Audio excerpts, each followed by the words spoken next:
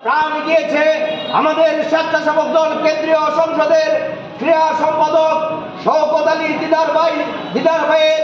আজকে সারা বাংলাদেশে আবারও সেই আওয়ামী সন্ত্রাসীরা ষড়যন্ত্রে মেতে উঠেছে।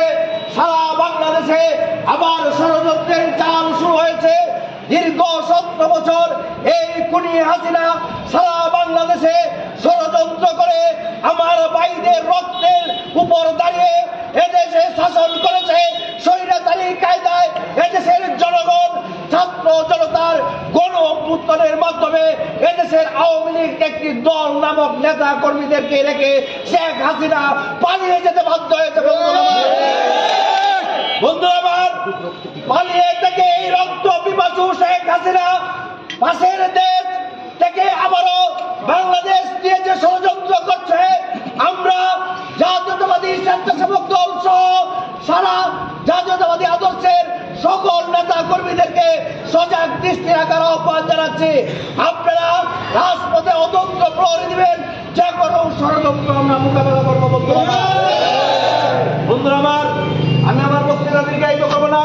আপনারা এই আজকের এই বিক্ষোভ কেন্দ্রীয় কর্মসূচির বিক্ষোভ মিছিলে যারা অংশগ্রহণ করেছেন, সদর উপজেলা এবং পৌরসভার সকল পর্যায়ের নেতৃবৃন্দকে জেলা স্বেচ্ছাসেবক দলের পক্ষ থেকে ধন্যবাদ জানাচ্ছি। পাশাপাশি আমাদের আগামীকালকে গণতন্ত্র দিবস একটি প্রোগ্রাম বিভাগীয় পর্যায়ে ছিল।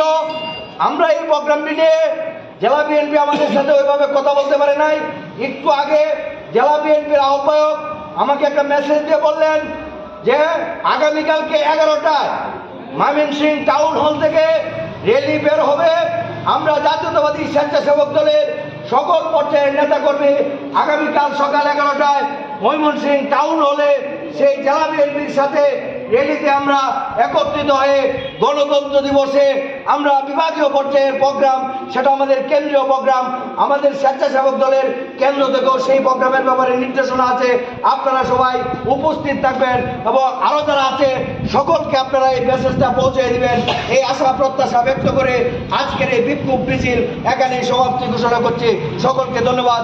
বাংলাদেশ জিন্দাবাদ, বাংলাদেশ জাতীয়তাবাদী স্বেচ্ছাসেবক দল জিন্দাবাদ।